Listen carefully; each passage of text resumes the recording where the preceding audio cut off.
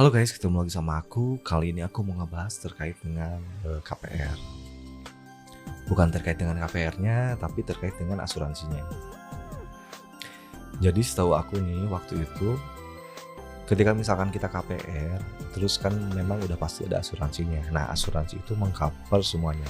Kematian, kebakaran, dan lain hal sebagainya terkait gedung ataupun misalkan rumah tersebut dan terkait dengan diri kita. Nah, ternyata enggak guys. Nah, jadi misalkan gini nih, kemarin ada kejadian di Cianjur, gempa bumi gitu. Itu siapa ada yang tahu gitu. Ada gempa bumi sampai sedahsyat itu, sampai dengan rumah-rumah itu banyak yang roboh gitu. Nah, asuransinya jika hanya kebakaran dan kematian, nggak mengcover tuh. Kita misalkan klaim buat eh, eh, pihak asuransi membayarkan kepada bank untuk melunasi hutang kita.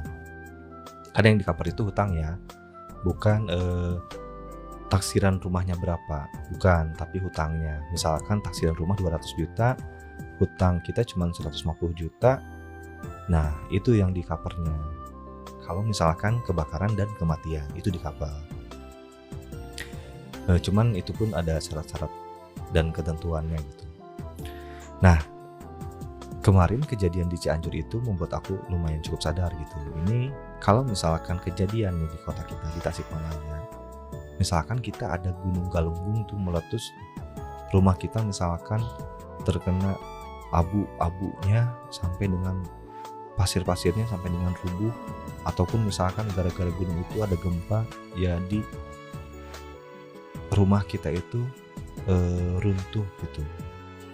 Nah, itu gak di cover karena bukan kebakaran normal ya, ataupun misalkan juga bukan kematian. Nah, aku coba tuh cari tahu ke pihak asuransi. Aku punya KPR dan ada asuransinya itu yang kematian sama kebakaran. Nah, aku tanya tuh ke pihak asuransi tersebut, Kak, aku mau dong terkait dengan mau tanya asuransi, ada gak asuransi gempa bumi ataupun misalkan gunung meletus ataupun misalkan tsunami gitu. Oh, ada Kak, di kita juga ada cina. Cuman mohon maaf, aku dari kota mana ya? Saya dari Tasikmalaya Pak. Oh, dia tuh sambil mikir dulu gitu, karena mungkin ada kota-kota yang dikecualikan terkait dengan hal itu. Namanya juga asuransi, gak mau rugi juga dong gitu kan. Mereka tetapnya juga pengen untung gitu, pengennya kita bayar premi tanpa harus mengembalikan klaimnya, karena yang kita bayar itu lumayan cukup murah sih ya, gak sesuai dengan apa yang mereka harus bayar gitu guys. Terus mereka tuh minta waktu 1 hari buat mereka cari tahu dulu terkait dengan permintaan yang aku minta. Nah, besok harinya dia jawab tuh, maaf Kak, katanya untuk Tasikmalaya untuk pengapuran asuransi itu gak bisa Kak, karena dengan alasan yang mereka itu gak mau jawab secara gamblang gitu. Tapi sih aku mikirnya mungkin bisa jadi karena gara-gara ada gunung galunggung yang meletus itu terakhir tahun 81 gitu. Ini udah mau hampir 45 tahun gitu, 43-40 tahunan lah. Nah, mungkin mereka takut dengan resiko tersebut. Nah, mereka jadi menolak tuh permintaan aku buat nambah asuransinya. Nah, terus kemudian aku cari tahu ke beberapa perusahaan asuransi yang ada di kota Tasikmalaya. Nah, aku nemu salah satu bank dari BCA, ada namanya BCA Insurance. Nah, aku gak tahu sih itu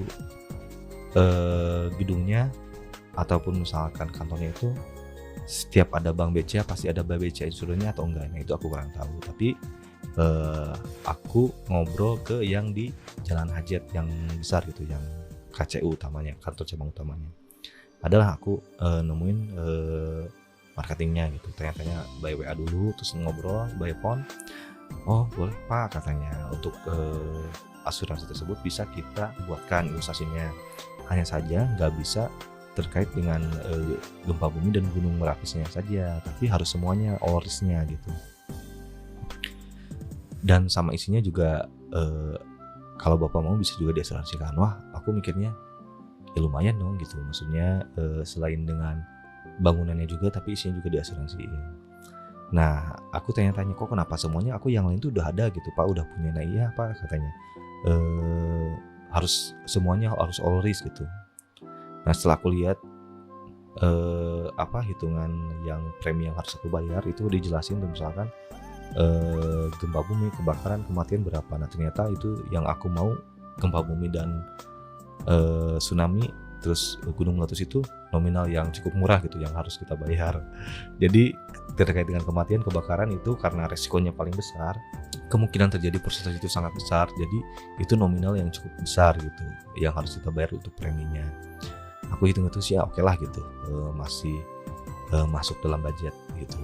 Nah misalkan kemarin aku tuh pengen ilustrasinya 600 juta totalnya, misalkan harga rumahnya 450 juta untuk pengkaparannya, terus kemudian 150 juta untuk isi bangunannya gitu, kecuali barang-barang bergerak ya, motor, laptop, emas, handphone.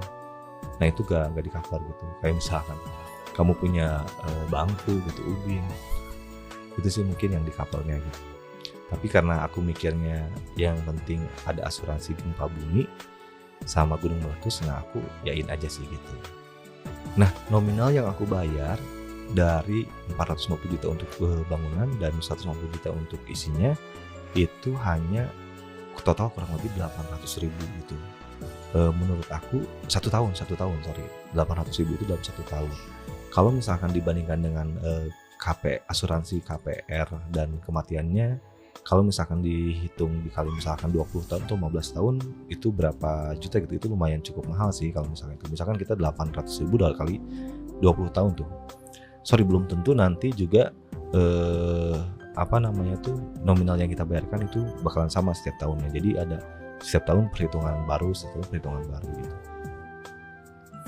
Nah menurut aku sih lumayan gitu, daripada kita misalkan ada langganan Netflix ataupun misalkan apalah gitu, rokok ataupun apa, karena aku gak ngerokok jadi aku gak tahu lah gitu. Mungkin budgetnya bisa dialihkan buat asuransi tersebut gitu, minimal kita juga tenang gitu guys.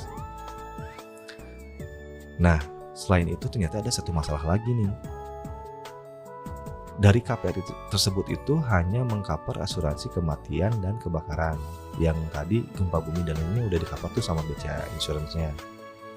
Nah ada satu lagi, cacat tetap karena kecelakaan. Nah itu gak di-cover guys. Jadi misalkan gini, kamu kecelakaan terus cacat tetap, terus kamu gak bisa berpenghasilan, nah asuransi itu gak bisa meng-cover gitu bro. Karena kamu gak meninggal gitu. Karena kamu gak meninggal, kamu tetap harus wajib bayar cicilannya itu setiap bulannya. Nah aku cari tahu tuh terkait dengan asuransi. Nah nemu tuh di salah satu asuransi yang join sama Bank Permata, namanya dari iFamily gitu. Itu produknya dari Astra. Nah si iFamily ini mengcover hanya kematian dan cacat tetap. Jadi gak mengcover kesehatan kita, misalkan kesehatan di rumah sakit, rawat inap, dan itu gak di-cover guys. Jadi hanya mengcover asuransi cacat tetap dan meninggal dunia. Nah tapi ini si uang itu bisa balik lagi dengan syarat dan ketentuan janji di awal. Nah ini minimal 8 tahun sampai dengan 15 tahun. Jadi aku tuh kemarin ikutan yang 8 tahun yang paling pendek. Walaupun sebetulnya KPR aku bisa belasan tahun gitu ya. Tapi aku mikirnya udahlah cukup 8 tahun dulu untuk asuransi iFamily tersebut. Mungkin nanti bisa nambah ataupun nanti disesuaikan dengan kebutuhan aku gitu nantinya.